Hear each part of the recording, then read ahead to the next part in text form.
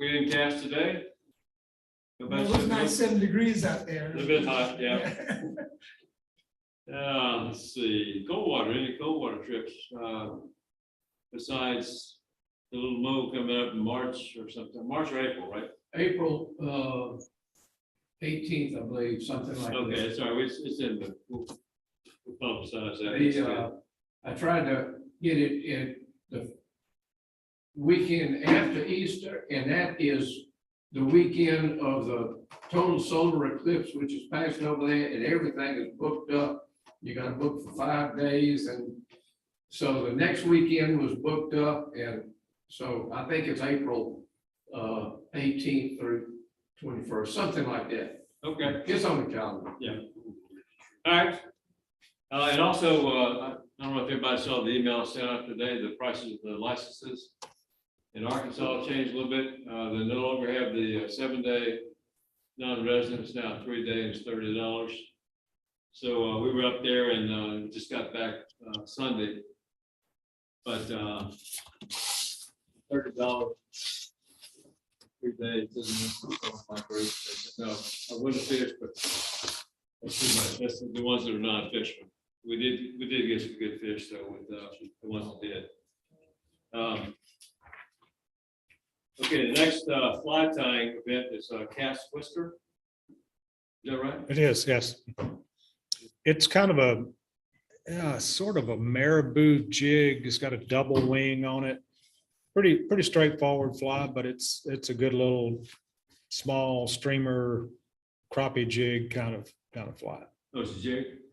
Okay. It would tie it on probably tied on a jig hook. Yeah. Yeah. Yep. Okay. All right, that sounds good. I'm gonna try to see if I can get the parts and pieces from you, or at least a list before I go to, I'll be up for my son's retirement from the Air Force. Oh, okay, cool. Okay, you ready to go, Bill? How many of you got on Zoom right now? Still 2? Yep. Flip and Jeff. Okay. Flip and Jeff. All right. You got it, sir? It's hang on, Catch, just a second. Yes. I thought Yes, you were Norman. going to do a big introduction. Exciting. Exciting. Yes, Cormier. All right, hang on, Catch. Let me get your PowerPoint up and let me get my video started over there.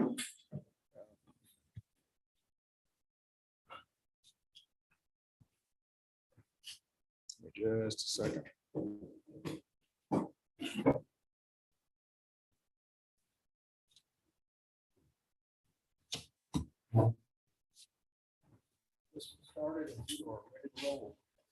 Okay. Make sure I'm standing in the right spot. Yeah, anywhere. Yeah, Bill told me if I Anywhere there's fine. I had to stay in the right spot to be on the camera. Okay, so for the last 12 years, I've been making a pilgrimage to fly tackle dealer or iCAST, either one, trade show. iCAST is the world's largest fishing trade show. So the fly tackle dealer, and that's what I went to for many years until they merged with iCAST in 2000. I think it was 2020, 2016. I'm sorry. And then iCAST has been held every year, and it's been going on for since 1989. So I went to fly tackle dealer, and then in 2015 it merged with iCAST, and I went to iCAST. And I was absolutely blown away because it's just so much bigger than fly tackle dealer. The other trade show they have each summer is Outdoor Retailer, which is usually in Salt Lake City, and this deals with backpacks, hiking, bicycles, stuff like that, as well as apparel and everything else. It's also a top paddlecraft show because they have all the different kayaks there. iCAST has the fishing kayaks, but not much else.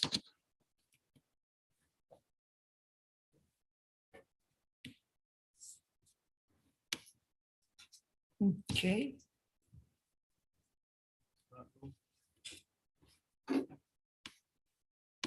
Nope. See? What you do to my PowerPoint, Catch?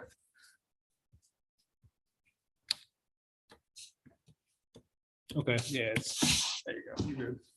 Okay, so the reason I'm going to iCAST now is because back when I was going to fly tackle dealer, it dealt with fly tackle. And a small percentage of all the things that are relative to both conventional fishing as well as fly fishing, which is apparel, accessories, coolers, kayaks, tools, waders. You can just go on for days. Conventional tackle with iCAST had some fly fishing because there's a lot of companies out there like TFO, Loomis, Pure Fishing, which has the Hardy and Fenwick brands and so on. And so they have some they've always had some fly fishing there. So it just made more sense. And now recently, iCAST has made a big push, and you'll see why later, to include more fly fishing. And this was the first year they had several features. I always love my trip to iCAST, and it's always memorable, 2021 especially. It was a super spreader event for COVID. Like, that's how I looked before, and that's how I looked after. I was in the hospital for 5 weeks with COVID pneumonia, and then on breathing apparatus for another 5 weeks after that. So, and then last year I went out there and one afternoon going back to my vehicle, and I was attacked by sandhill cranes. So it's always something over there going on. But this is some of the stats from this year's iCAST. It shows you how big it is. The show space is 2 million square feet, 412 exhibitors with over 1,000 brands represented. So like Pure Fishing is one exhibitor, but they have Abu Garcia, Hardy, Fenwick, Fluger, all those different brands in there. And then there were 13,000 attendees. I think that's the second largest crowd ever. And it includes exhibitors, retailers, buyers, media, guide, process, even celebrities. iCAST is not open to the public, neither is the fly tackle dealer. You have to qualify a certain way. For years I qualified as media because I wrote the column for Louisiana Sportsman. In the last couple of years, I've been badged as NPO, nonprofit organization, since I'm representing the Fly Fishers International. So it's more than just a product show. You have seminars and workshops at various tracks. There's even a fishing tournament on Tuesday morning. There's a demo day. There's focus. What's that? Fish in turn? No, I didn't fish in the tournament, fortunately. But anyway, it's focused access to media and retailers. And celebrities abound. And this is Jimmy Houston. I don't know if y'all recognize him now. He looks like a hippie out there. But I also ran into Roland Martin at the fly fishing pool. He was casting a Hardy rod. He's a really good caster, by the way, fly caster. Yeah. So like I said, Tuesday's on the water demo, and that's where we get to try all the kayaks out. And there was some interesting stories on that. Like I was telling Bill, there's one kayak in there that they had a rainstorm. Everybody came back. They put the kayak in the water and pulled the scupper plugs, and the water wouldn't drain from the front of the kayak. They still had about an inch. So now they got to go back and redesign that kayak.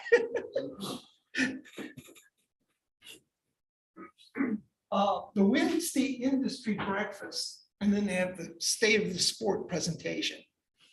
For me, this was big this year because one of my, I guess I'm a fanboy of former astronaut Mike Massimino.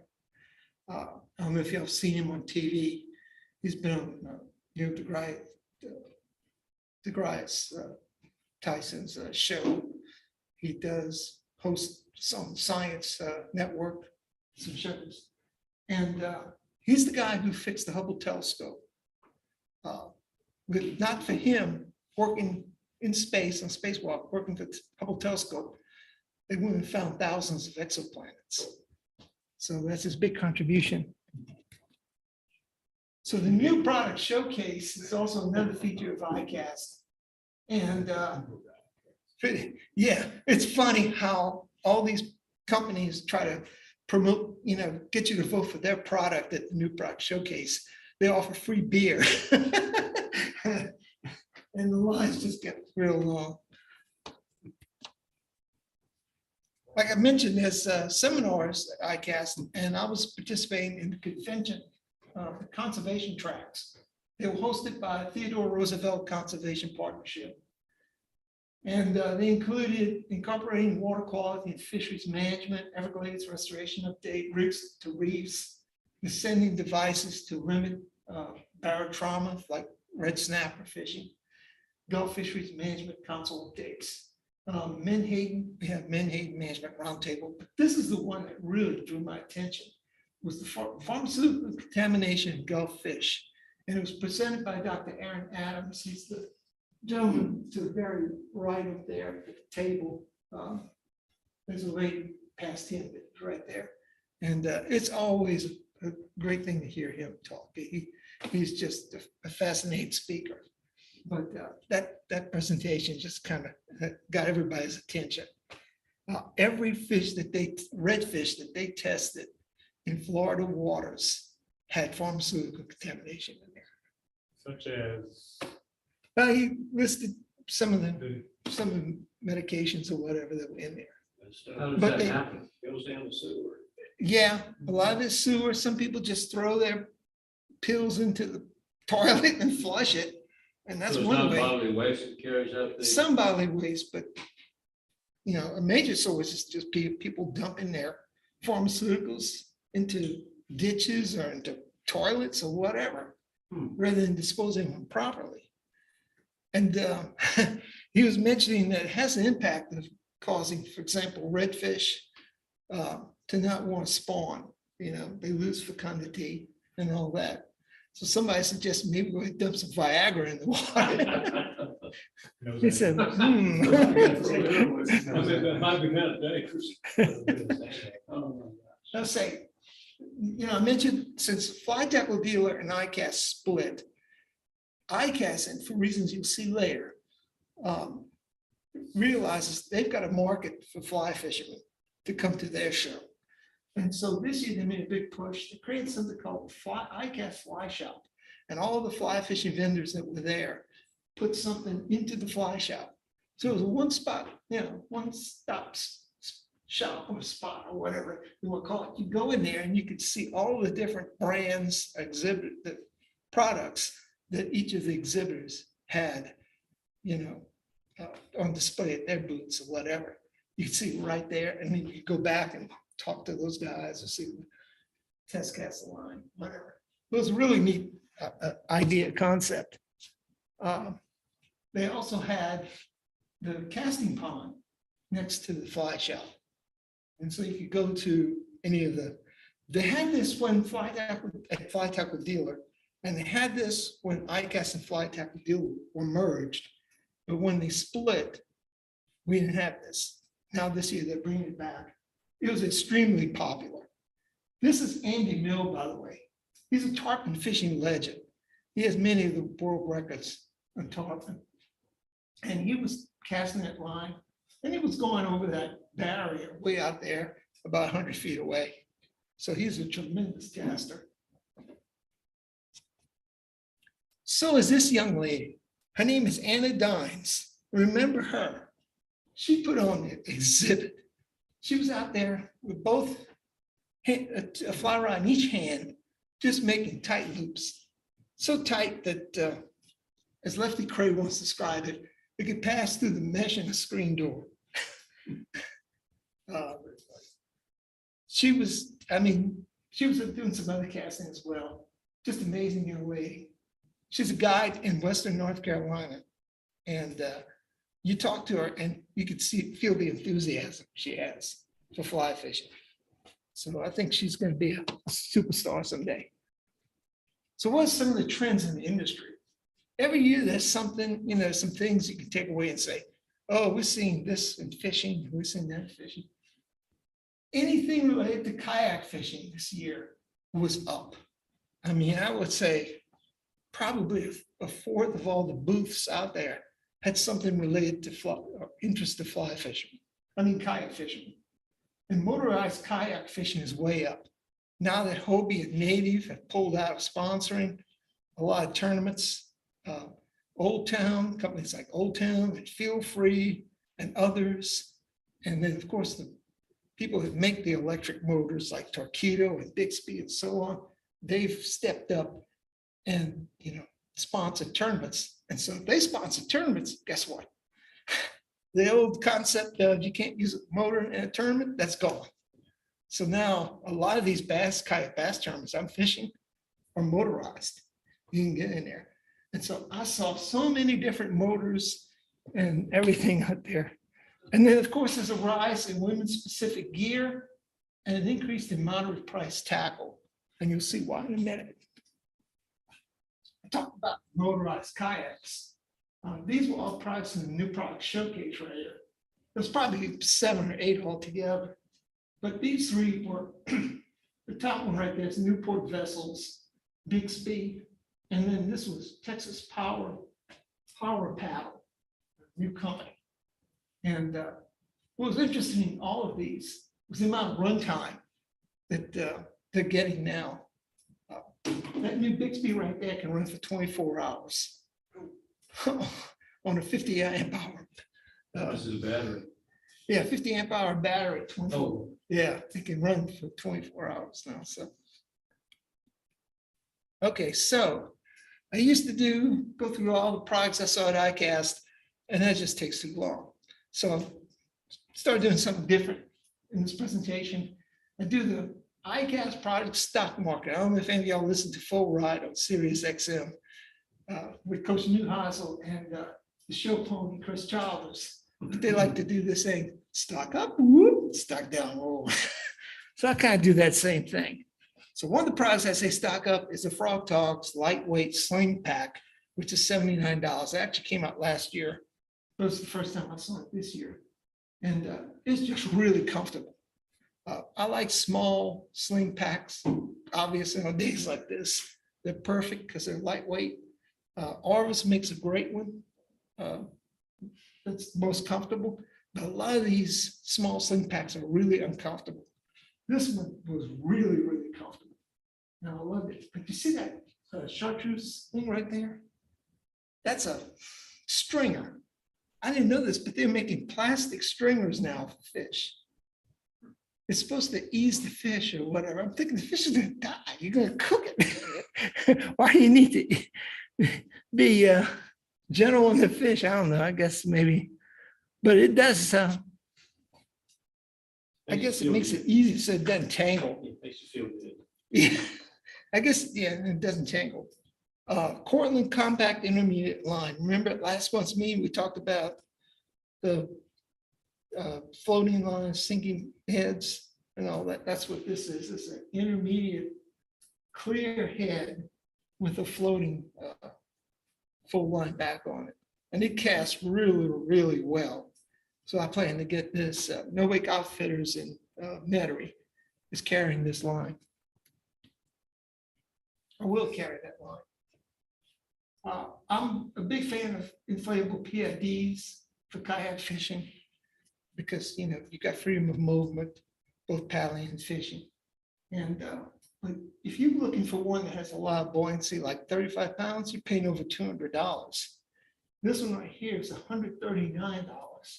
And what I also like about it is it comes in colors that aren't black. Because on a day like today, you get out there with a black anything, and it's just hot. Is it automatic? Yeah. It's automatic or manual. Another stock up is Bonafide SKF 117. And this is a combination hybrid of a skiff and a kayak. I used to have a Diablo a kayak. Do y'all remember that? Do you remember? It was kind of the same thing, but it was really wide. It was kind of slow. It didn't track well. You really had to put a rudder on it. And I just didn't like it. But this one paddles a whole lot better. It's got, in the testing we did on the lake for demo day, it had moderate speed. It tracked really well. Of course, it's got excellent stability. But again, it's got that clean front and everything, just perfect for fly fishing. What does hybrid mean in that case? Hybrid between a stand-up paddleboard and a kayak. Okay. Okay, so another one stock up is the 5 Makana 100. This is a fin-powered, like the Hobies. When Hobie patent expired on the original fin drive, there's a whole bunch of kayaks that came out with those penguin power, to call it. But this was really neat because it's 33 inches wide, it's 55 pounds. Most of these boats are really, really heavy. So this is one you could take and just throw in, a combat launch it or whatever. Great thing about it is it was $1,600. So that's really cheap for a pedal kayak. That's with the fins. Yeah. And then this one I really like. And this is a thrust knee kicker all-in-one trolling motor. It's actually got a lithium battery inside. Now it's not going to go a whole big distance. You can actually they actually sell an auxiliary battery that you can connect to this to give you more range. But if you're just going like the Cane River, for example, for the day and fishing, you're going to be within 2-3 miles of the launch. You can use this and it'll run all you need on your kayak. Again, it's just a trolling motor, and it comes with a bag, a soft bag that you can put it in. So it's really neat. And $1,500, that's a lot cheaper than going with the Torpedo or Bixby or whatever. TFO replaced this Axiom, which was a great rod, but the few times that I used it on big redfish on marsh, I really have a problem with it because it just didn't seem to have the backbone to pull those fish in. This rod, and they knew it because that's what they told me. The rep told me, he said, we realized that the Axiom just didn't have that power. We put in the Blitz. So this new rod right here, the Blitz, replaces the Axiom. And it was a great casting rod, like all TFO rods. Maxon was there. They had 3 reels that are fairly new. They're all machined. These 2 on the left are sealed. The one on the right is not sealed, but it's machined and anodized. That's $149. And playing with these reels, in fact, I used it later when I was casting. They just felt really good. That's a great deal for the money right there.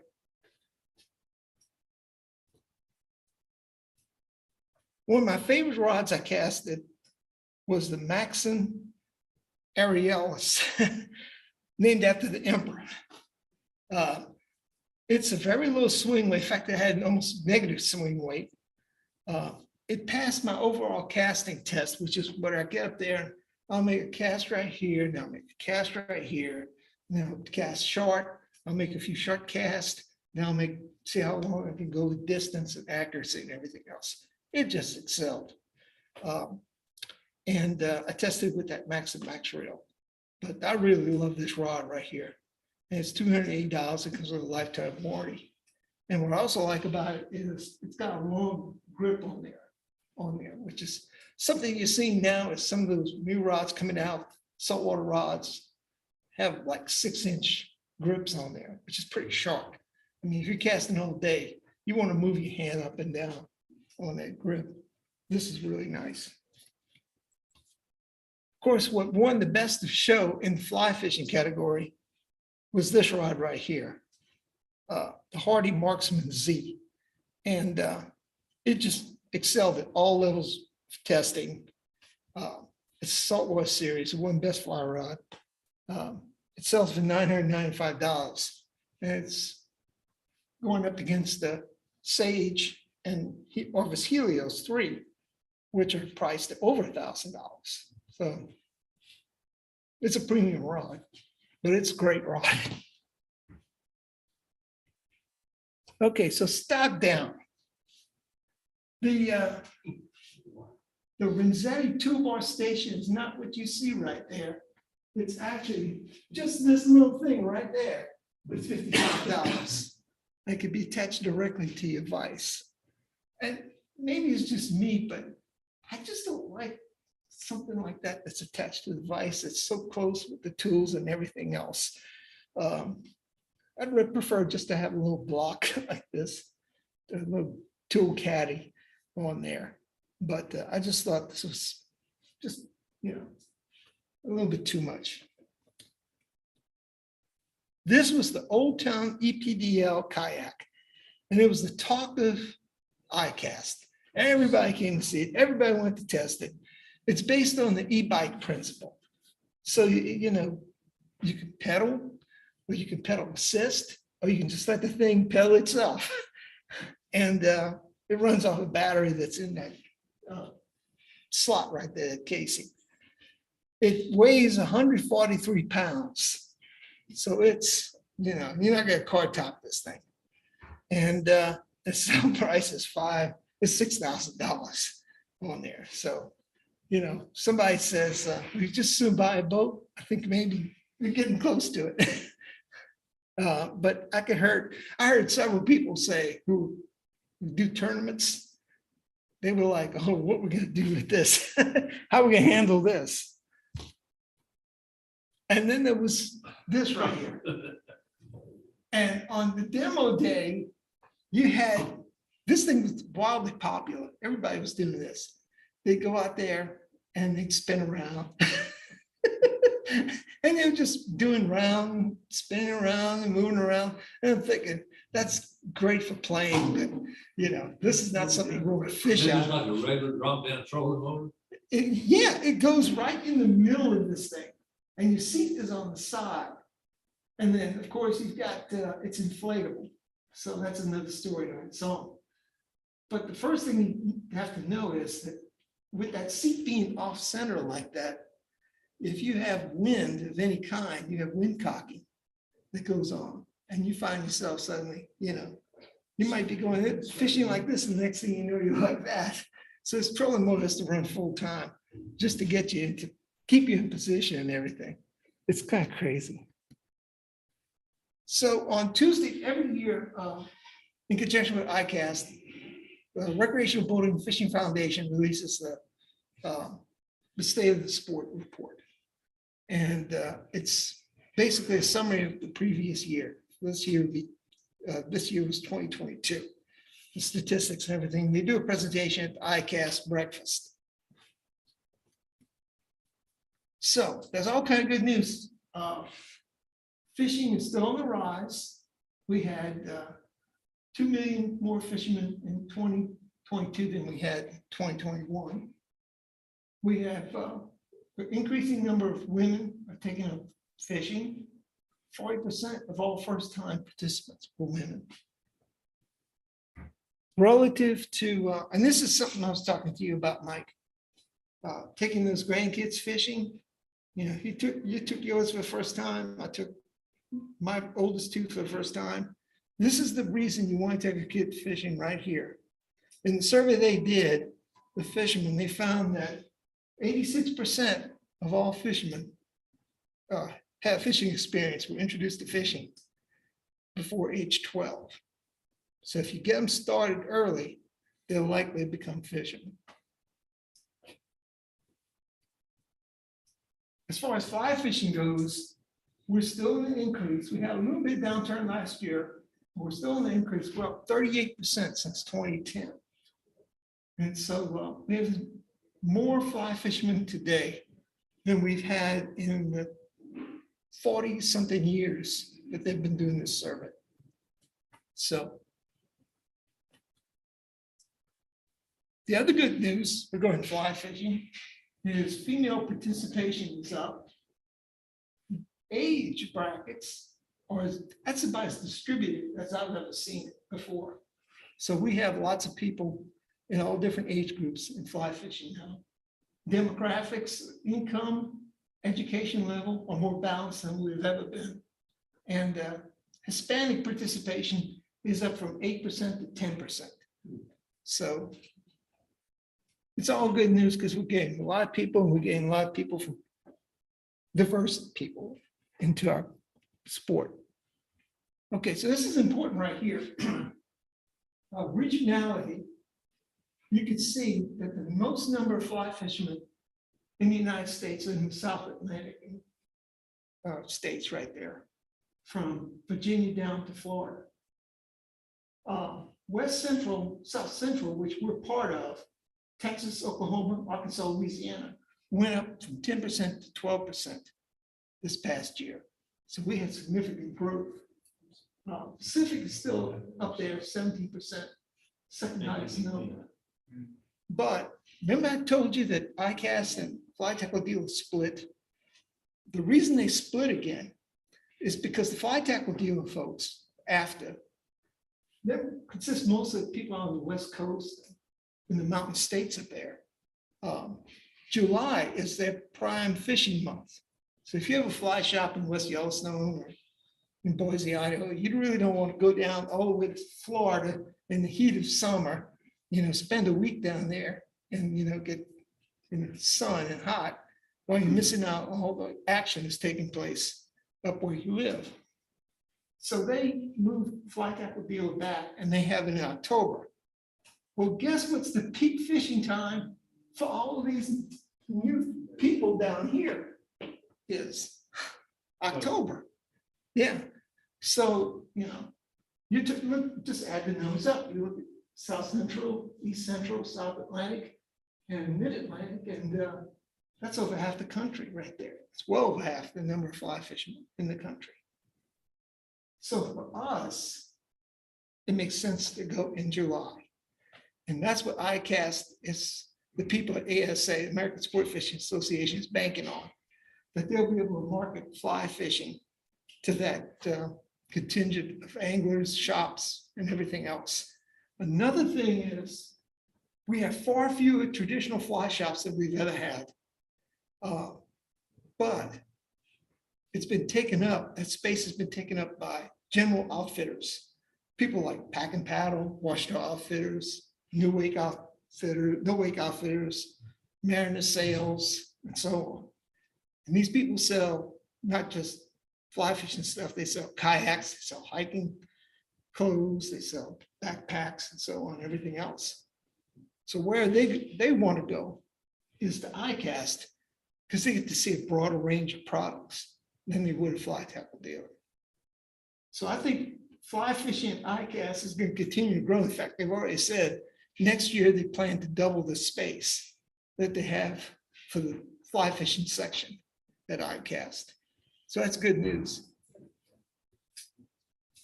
Okay, and this goes to state, this takes me into the state of fly fishing as far as sales go. Now I said there are far fewer fly shops now than there were, 15, 20 years ago. So why is fly shop sales so high? Can anybody guess? Huh? Not retail. No, Connected to guys. no. You all buy stuff. Online. Exactamundo. Exactamundo. When, I remember one fly shop owner telling me, this is about maybe 10 years ago. He said, oh, I gotta go do battle with the internet. Okay, well, people like Orlando Outfitters, Jay Stockard, Fly Shack, Feathercraft, Fly Fish Food, you go down the line, South Dakota Outfitters and all that. Rather than fight the internet, they bought into it. And so you have few of those, but they're making a lot of money with online sales. There's And a they lot of really, small ones done that too. yeah, But Fly Fish Food and all that, they're not that big, they all online. yeah, Fly Fish Spawn, this one. Yeah. Bob Marriott's too on the West Coast. He's already done well. He really killed it during the pandemic. So, so fly shops still make a lot of money, but that's coming from the internet. With price protection, eBay sales of fly fish stuff on eBay makes no sense anymore. Because you can't get any cheaper price on anything. The general sales is really going up. And I say general, that's like Pack and Paddle, No Wake Outfitters, Washington Outfitters, Mariner Sales, Fishing Tackle Unlimited. Stores that sell a variety of fishing goods or other goods besides fly fishing. And so that's why iCAST is, like I said, can continue to grow. So every year somebody puts this up there that one of the best to show is the Nike Perch Pacer. There's no such thing, but believe me, Nike's thinking about it now. Because everybody loves this. I would buy it in a second. Take my money, please. I can buy it. Any questions about any of this?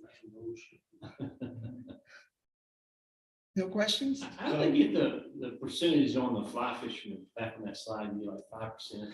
I mean, Yeah, I asked them that question one time. How do they And determine, like, how do they know these guys in swim fish? How they counting that? I wonder. yeah, they do all kinds of survey things and everything Maybe buy else. something. Yeah, Joint for example, club. they might, my son used to work, my oldest son used to work at Arvest Baton Rouge. And they contacted him one time. And they got from him the number of sales for that year with a Louisiana address. Okay.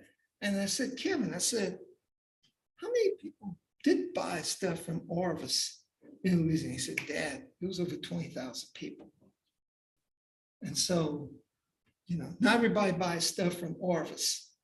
That's just, and so what they do is they look at that and they say, okay, well, they look at other stuff as well. They do surveys, they do polls, everything else. And the lady told me there was somewhere between 60 to 80,000 fly fishermen in Louisiana. That sounds pretty high when you consider that there's 7.8 million fly fishermen in the country. That's, You think, we still have a long ways to go. I would think YouTube has some contribution to make that increase too, because you can't, before YouTube, okay? Yeah. You go on TV and go through 75 channels, you never saw anything on fly fishing. Right. You can go on YouTube and sit there and watch it for 2 days and never watch the same video of somebody fly fishing. I just wondered that they promote a lot, the guys promote a lot through there, so that may go to it too. Their advertisers aren't fly shops. So Yeah. is- Well, during the pandemic, I mean, the number of fly fishermen blew up because people, didn't have anything to do. So they went on YouTube, they could watch fly fishing videos on YouTube, learn to fly fish, learn to fly cast and everything else like that. And fly shops, at least the online fly shops, killing. So, Yes, I got a question. One of our products that we all use to fly fish that is so broadly abundant is fly line. yeah, I mean, what is, if you go to Rio, how many different fly lines do they have? I mean, it must be 1,000. too many. Must be 1,000. But the variations to me are just, some of them are just very minor variations. You got long head, short head, overweight, underweight, true weight, and materials, Mhm. Oh, yeah. So what do they say about, what do they do? Do they introduce a lot of new fly line every year up there to try to promote? Yeah, they do. I mean, it's not much innovation in material fly line. So what they're doing is, okay, I'm gonna make this front taper this long, and maybe this head a little bit further up, and then balance it a little more in the backside and everything else. I'm gonna call this the Mother Minna type of line or something like The way that. they marketed it, you can buy a fly line for bonefish, tarpon, trout. Mhm. all of Stripers, tuna, them. Yeah. green sunfish. But any of them will It's work, crazy. any of them will work, Right? Yeah. Did you buy a tarpon line for your trip going? No. Not yet. These fish don't float. Where you go? You want to get to the next one? Okay.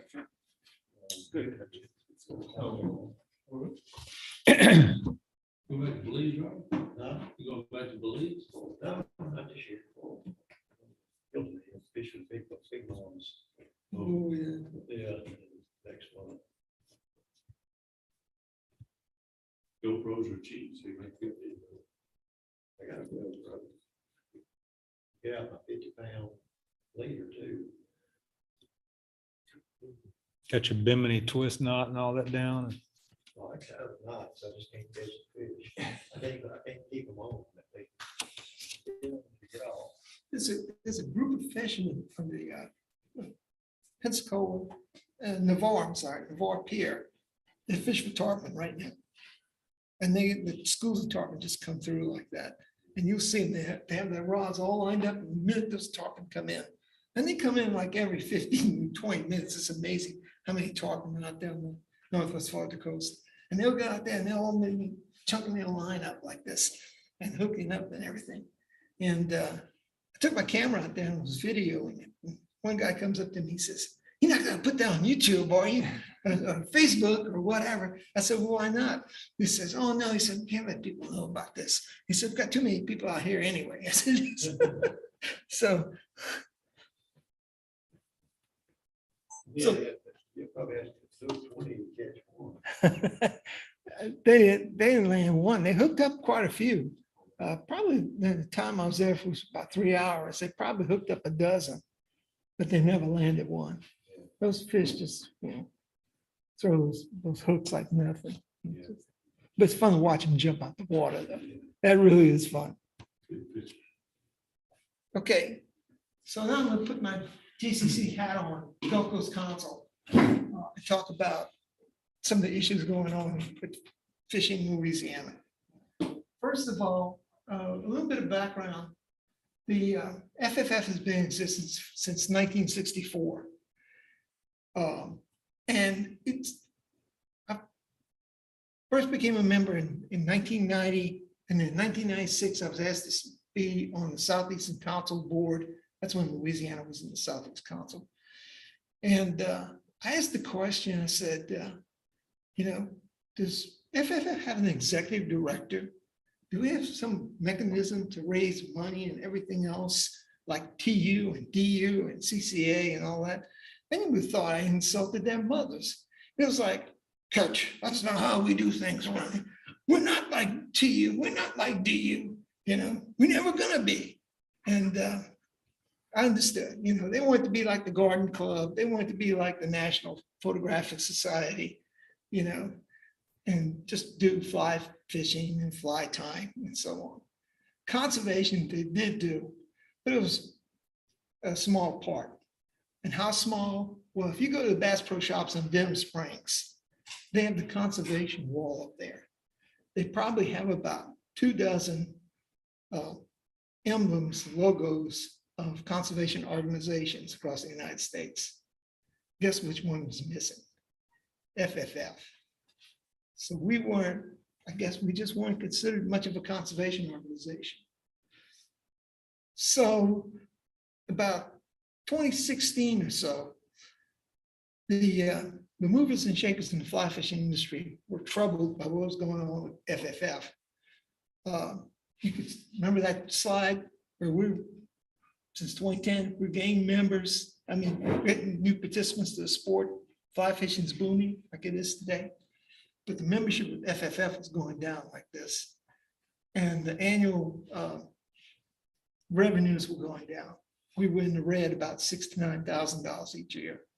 So they said, well, we need to change some things. And so they hired a consulting firm. They came back, they did surveys.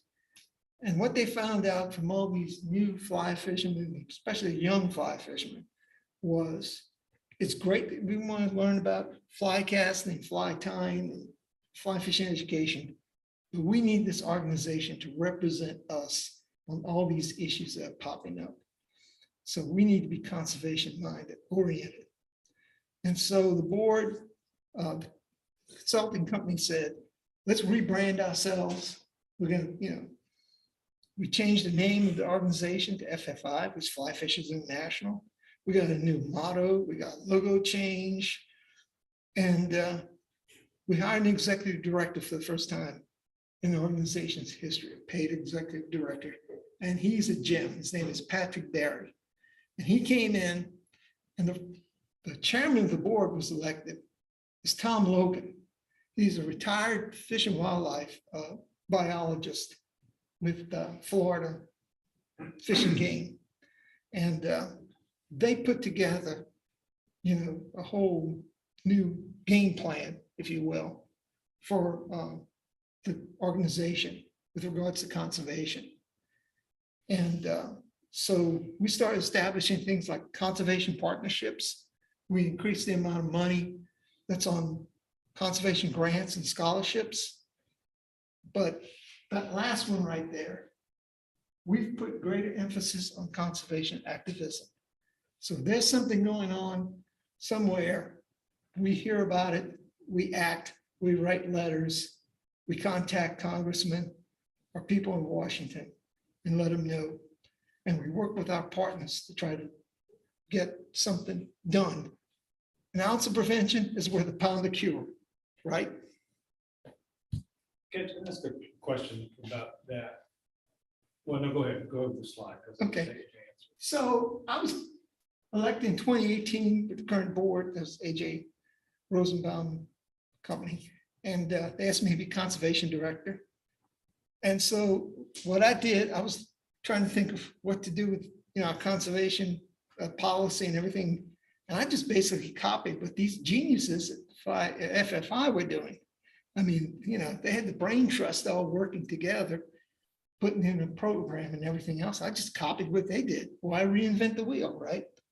So the policy we have for our grants, the things we do for conservation in the council are almost identical to what they do at the federal level, at the national level. And we also created the Suncatch Challenge, which is a council-based program similar to FFI bass catch and cut catch programs. And Ben Russell, y'all know Ben? Yeah, he's the director of that. And you couldn't have a better person running Suncatch Challenge anywhere. He's a professor when it comes to sunfish. And I hope we can get him, because he's got a tremendous presentation on panfish. We get him for a program. So we've also taken a more active role in fisheries issues. We've created our own partnerships with regional conservation groups. And then that's one on my list right there we want to try to do, is get like a video podcast, either quarterly or bi-monthly, and cover special topics, and some of those will be conservation oriented. So we do have conservation grants in the Gulf Coast Council. By the way, do y'all know what the council is? I guess I didn't mention that. The geographic area? Yeah, so the FFI is broken down by councils, geographic areas. And the Gulf Coast Council is Louisiana, Mississippi, coastal Florida, and coastal Alabama and panhandle Florida. So, by the way, in the Suncatch Challenge, you can catch a fish anywhere in the state of Alabama and qualify. You don't have to be a GCC member. You can be an FFI member living in Massachusetts, as long as you fish the waters of Louisiana, Mississippi, anywhere in Alabama and Northwest Florida and catch your sunfish there. You can get the Sunfish Award. By the way, Bill is one of our latest Sunfish Challenge recipients right there. He caught 9 of the qualifying 18 species. So he's getting a mug sometimes, and we got it on order. So we do have conservation grants. It's $500 per grant maximum, and 2 grants per year for $1,000 maximum. And we hope to increase that, but the form to do it is almost identical for the form for the national grant. So if you fill this grant out and you meet the qualifying, you could get federal money. We could get the national Have we money. given any of those out? No, and the reason why is because I came up with this, I put it together during the time of the pandemic. And so since the pandemic's been so, I've had 3 requests for grant money that came like, oh, I think the GCC should be doing this. And it sent me an email. Can y'all do this project over here? And I said, okay, find me a local organization with a project leader, and here's the form, and it has all that information on there. And they go, oh, I thought y'all were going to do it. No, that's not how it works, either at the regional council or the national level. You have to have a local entity that is responsible for that project, a project leader, if you will, and somebody who can report back on the success or failure of the project. So a little more complicated than it seems, but like I said, we've given a lot of money at the national level out. In fact, I think we gave out over $38,000 this year. That's small potatoes compared to DU and TU and others, but realize we're just getting back. We're playing the game now for only about 3 years now. But I was We listed on hope the to, website anywhere of grants that we would have awarded on the FFI. I couldn't find them. yeah, they're in the conservation. Because I went to Section. conservation, that was my question. The only thing I found for conservation activities we were doing was signing on to letters. And that was it. I didn't see anything, and maybe I just didn't find it. So that was my I'll go question. take What a else is look. FFI actually Yeah. doing besides just signing on to Yeah. letters? Oh, yeah. Which is important. And It's certainly- in the little bulletin that we have, but Oh, I'll go check and see it. That's a good question. So here's some of the issues that I said we've been involved, the governor's council has been involved since 2018. Okay, in Alabama, they did a flounder closed season during the month of November. They did flounder change from 5 daily to, from 10 daily to 5 daily and so on. Sea trout change from 10 daily to 6 daily, and of course, some size change limits as well. So here's the deal with flounder, and you're gonna see this across the board. Every state now has a closed season for flounder, South Atlantic and Gulf, during either October or November or both. And the reason is because that's the spawning migration for flounder. Flounder are not necessarily being overfished. The problem is, I hate to say it, it's climate change. The waters of the South Atlantic and the Gulf of Mexico have been quite a bit warmer than they used to be. When a flounder with XY chromosomes is about yay big, they make a sexual determination, whether it be a male or a female flounder. And if the water is above a certain temperature, they become males, where they're at the point where they're becoming about 90% males. Problem with males is they don't lay eggs and they don't get very big. I mean, a 12-inch male is a big male flounder. The females get whopping big. And of course, they lay lots of eggs. So by closing seasons and changing the limits, they're hoping that they can bring back flounder. The other thing is they're doing some stocking programs. Alabama stocks flounder now. And at the iCAST, I talked to a representative from Alabama outdoors over there, and he said that they're seeing quite a bit of success now in their flounder recruitment. So here's Florida Panhandle. There's some changes that took place, and we also got involved in crappie in Mississippi on the 4 north reservoirs up north. Then we get to Louisiana. Now, all those I just mentioned, you know, I got involved with the writing letters and making contacts with partners and contacting local clubs and everything else and getting support, and pretty much passed, you know, what the biologists wanted, we got. What the biologist said, I should say, we got. Louisiana, different story. We struggle because we've got politicians. Not that those other states don't, we got some politicians that just don't get it. We did manage to close season flounder here in Louisiana. Menhaden is one we've been fighting. We've had a bill now every year. It gets through the House easily. It gets through the Senate, and the Senate Natural Resources Committee chairman, who has been receiving quite considerable donations from one of the big menhaden companies. He tables it to the end of the session. At the end of the session, you have to put the bill into motion. But the problem is, at the end of the session, you've got like 100 bills trying to go through at the end. So the bill never gets to the governor's desk. And there's even a question whether the governor will even sign it. He said before that he'd likely veto the bill. So We're trying to be we're the only state right now that doesn't have a buffer zone for menhaden or a quota. So we have 90% of the menhaden harvest in the United States. 100 million pounds to be exact per year. And it's all close to shore. That's the problem. So this is all in state waters, but not just in state waters. I mean, there's videos out there, you can go find them on YouTube, where they're right there on the beach harvesting menhaden. The problem with that is, guess what? Where spawning speckled trout and spawning redfish are during the summer months. They're out there spawning and feeding on menhaden. They depend on menhaden for food. And so we're not just killing by bycatch these large speckled trout and these bull redfish. We're also taking their food away, which lowers their fecundity and so on. So that's an issue that's going on. We've been pushing for a half mile from state shoreline.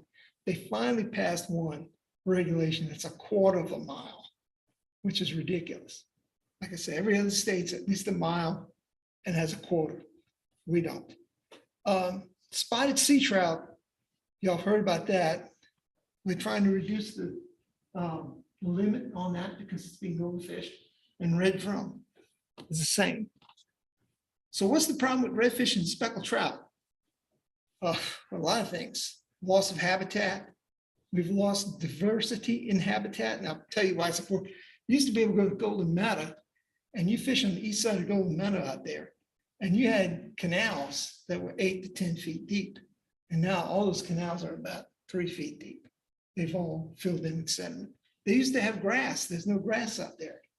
There used to be grass on the north end of Catfish Lake. There's no grass out there. Yellow Cotton Bay used to be 40 feet deep. Sulphur Mine used to be 40 feet deep. These were areas where the speckled trout and redfish during the hard winter freezes would go in to escape and survive the cold. We don't have those of sediment that filled up and everything. So now we're having more winter freezes than we ever had. Not as big as the 1989 event, but more small ones. And so that's a problem as well. I mentioned about decline in forage. When you remove all that food from those spawning fish, it's significant. Freshwater discharges and low salinity levels. We've had record high river water for 8 years of the last 10 years from the Mississippi River. The last 2 years have been down like this year. And so they're starting to see speckled trout back in Lake Pontchartrain and Lake Bourne.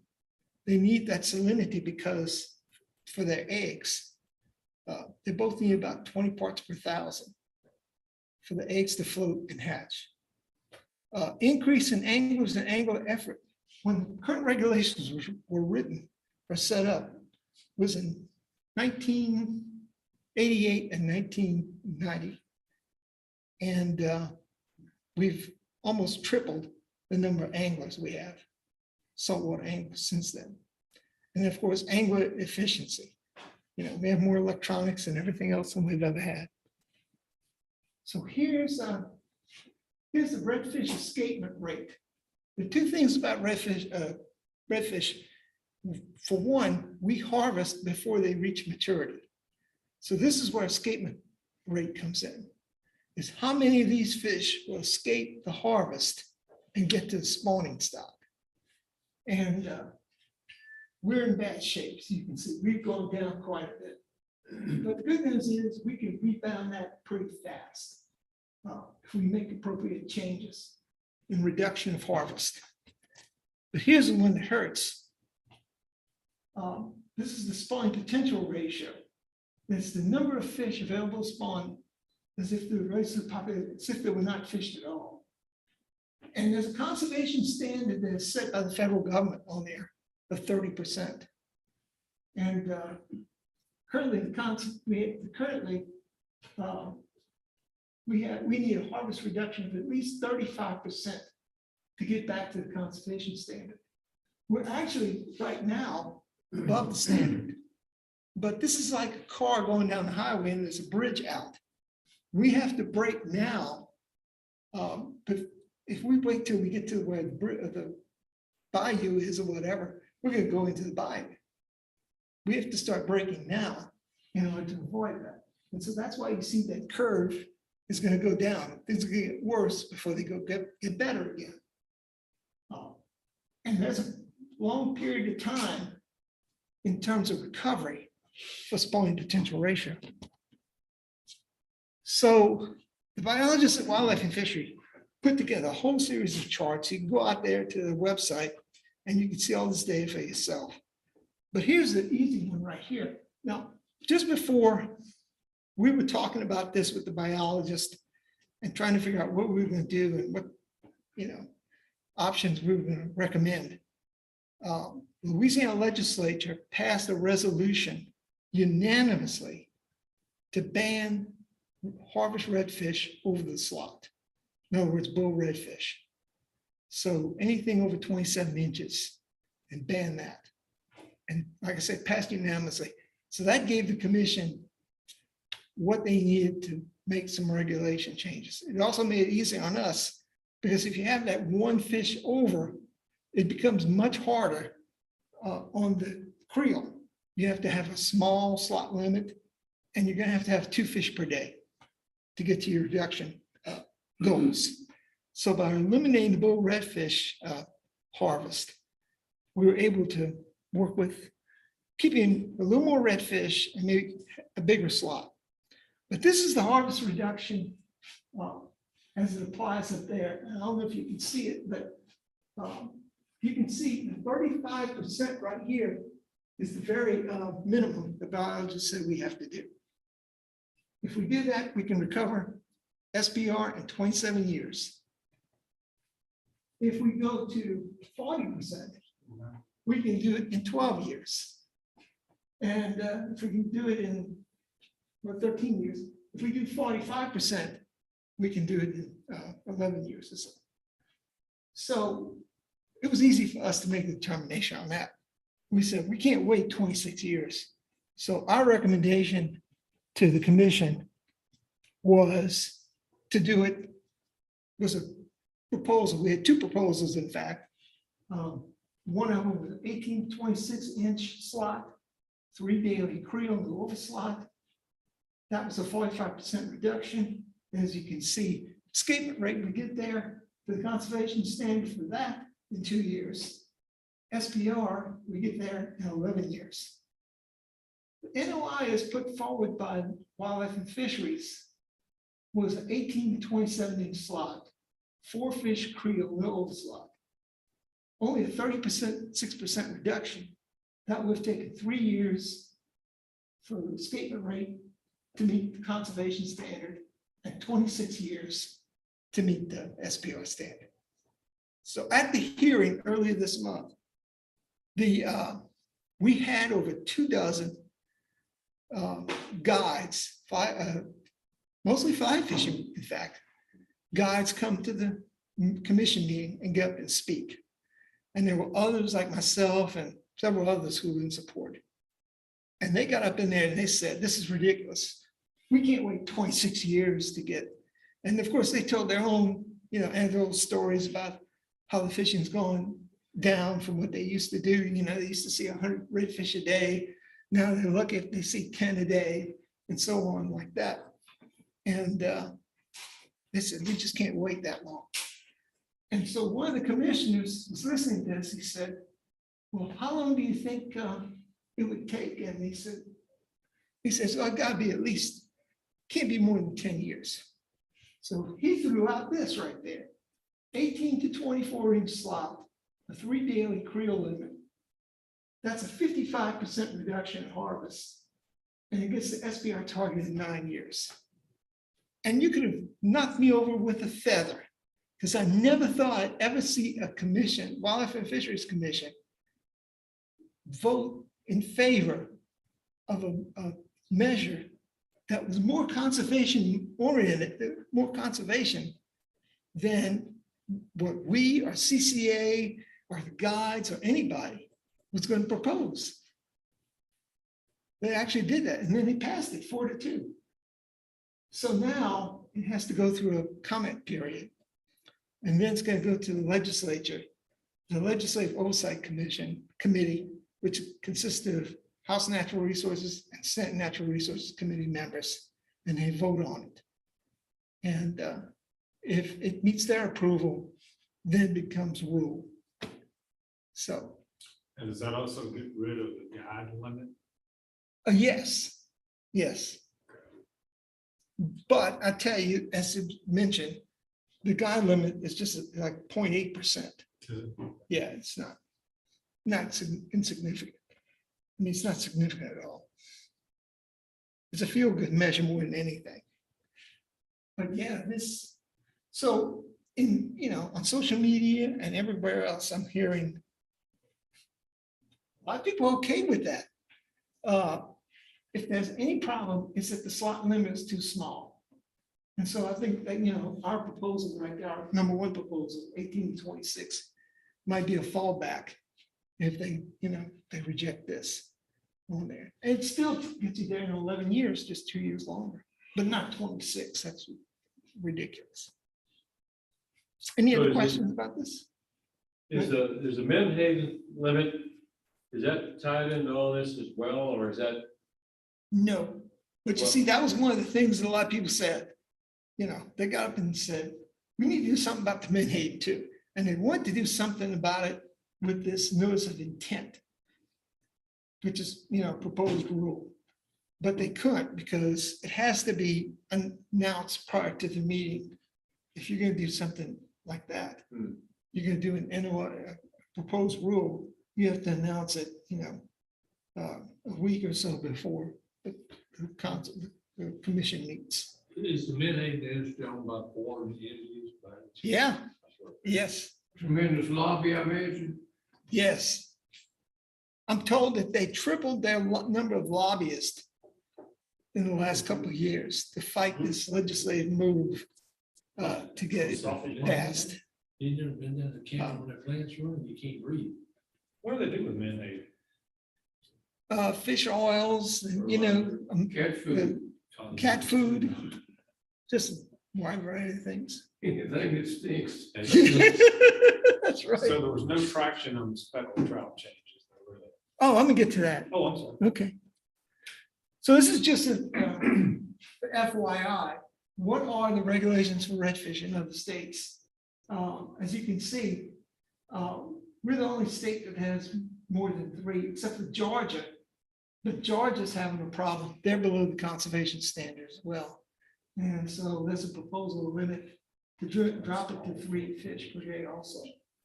Texas has something that they will allow 1 fish, oversized fish a year. You get a tag. And so you can keep 1 oversized fish a year. And Don Dubuque was talking on his radio show out of New Orleans, and he was talking about, well, this is going to kill the state records for redfish.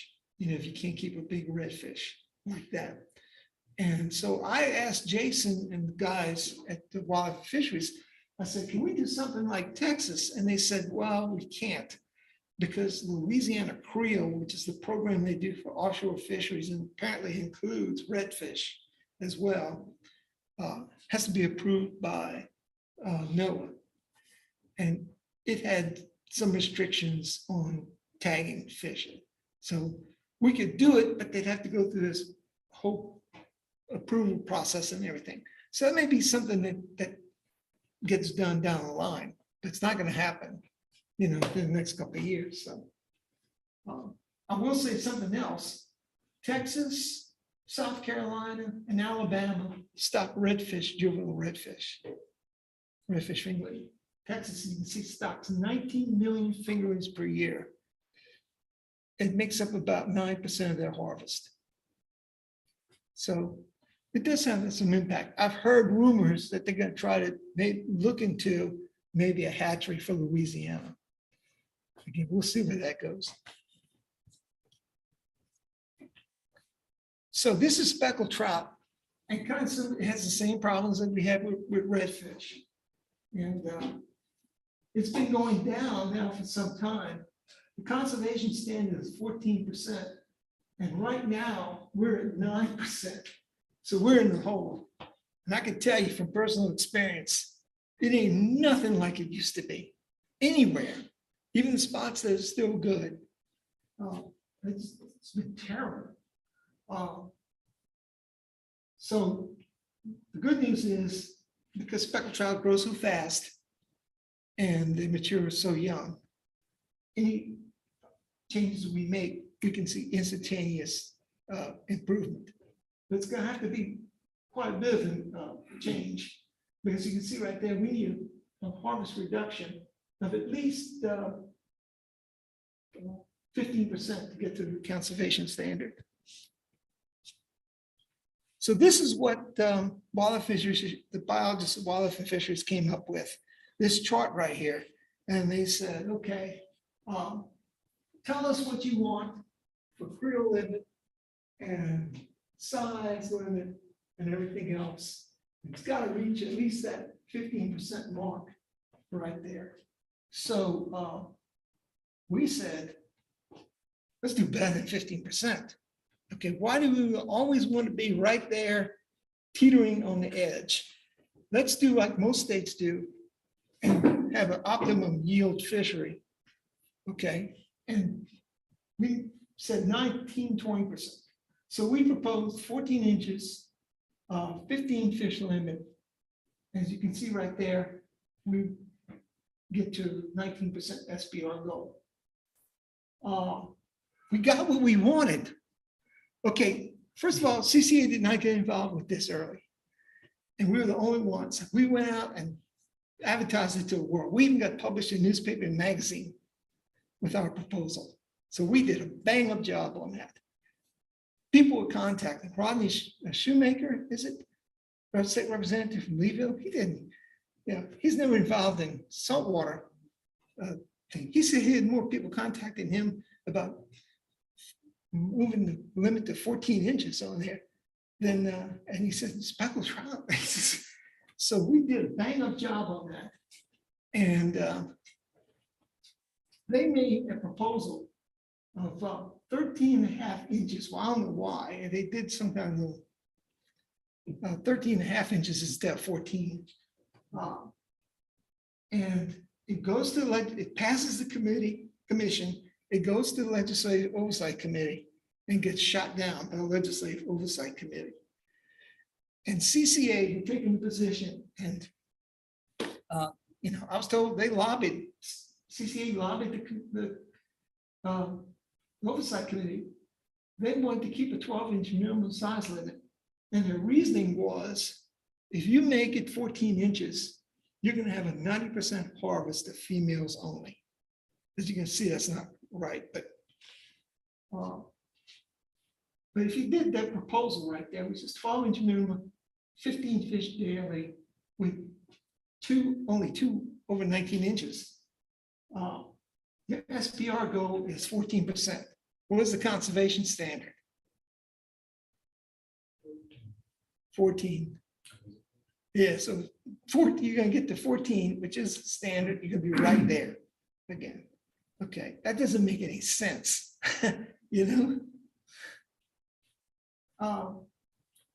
Wildlife and Fisheries Commission proposal, like I said, was 13.5 right there. And that would have been 17%. That would have been safe. So now the commission has to do another proposal to the for the committee going forward. They have to amend their original NOI, notice of intent. It didn't come up good at all. What happened there? Well, I was going to try and highlight was that Louisiana Spotted Sea Trout study, when they did some sampling, they found that the 3 largest trout they had, all over 27 inches, were all males. So male trout can get big. Yeah, they don't grow as fast as female trout. They grow slower, but they can get really big. That line right there is nothing more than just a mean average. If you look at the actual data points, like in Condre's study, you'll see a cloud. And that's what it is, just a cloud of data points. So you can have plenty of big fish after 14 inches. That's a green line right there. And that's the argument we made, is every other state, there are 11 states that manage for spotted sea trout. Every state but Louisiana has a minimum size at least 14 inches. And why is that? Because that 14-inch trout, that's a prime spawner right there, in an age 2 to 3 year old. You have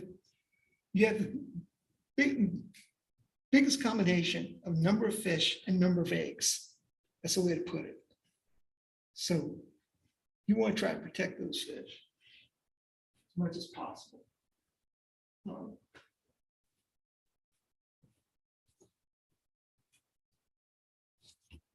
Any questions? I covered a lot of stuff. But I guess the biggest issue is going to be enforcement of that too. what's that? Enforcement would be the biggest thing to have a problem. Far and few between, if they change the limit. That's true now. I mean, there's guys coming in with 50 apiece. Yeah. I mean, it's probably easier because it's only 15 fish. You know, all the years I fished speckled trout, I've never kept more than 15 fish, but a few times. Like if we had a big family fish fry with everybody coming over, 20 or so people, then I kept a limited fish of 25. The bull reds, they drag them along the beach, they was doing it Saturday, my son was down there, said they was catching them in Rutherford, Yeah, hauling them in now. Yeah. What are they gonna do with? All around the shore, everybody. yeah. And some people eat those fish. Yeah, I mean, we were eating them when Paul Prudhomme was cooking them. But one thing I forgot to mention was, so what happened with speckled trout at the commission meeting was that they decided to table it till this month, till August meeting, and try to get the biologists to give them an idea about zone management. Because all the captains east of the Mississippi River were saying, we need to have 14 inches. Not 14 inches. Our trout grow big, they grow fast. That's what we catch is big trout. Okay. The guides in Calcasieu area were the same way.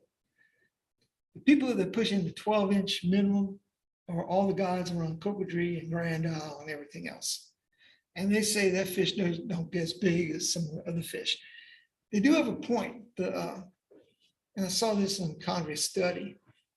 For some reason, the fish in those estuaries don't grow as fast as the other spotted sea trout across the Gulf Coast.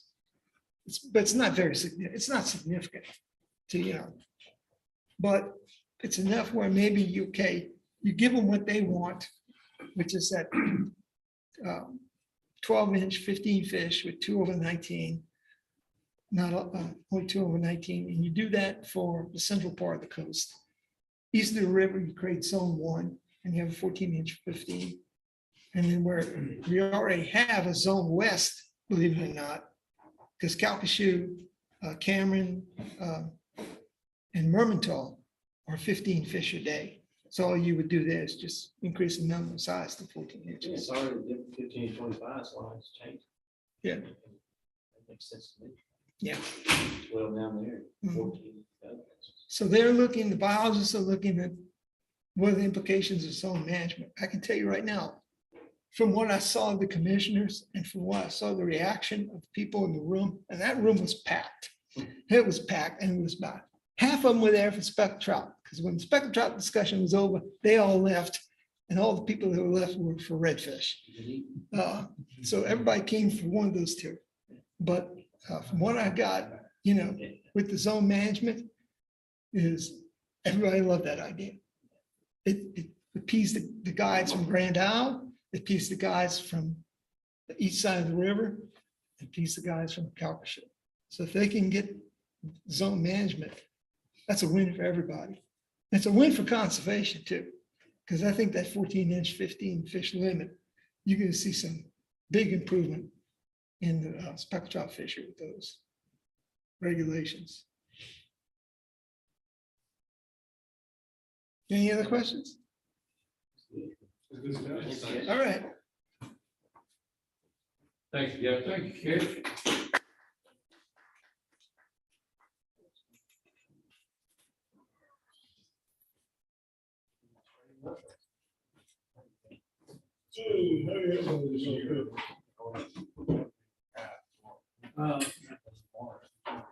Yeah, it's that time of year, it's real slow, July, August, I don't fish it, I don't fish till October now because of February. The Vibrio counts.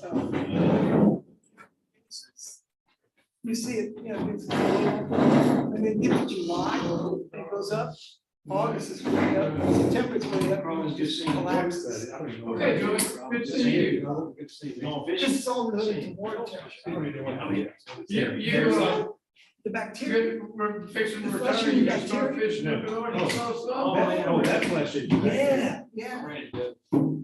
I mean, I feel a couple of people who had it. One of them was on.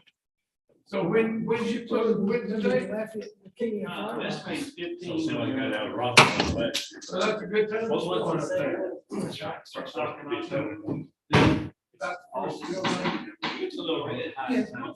Yeah, it's July, August, and September.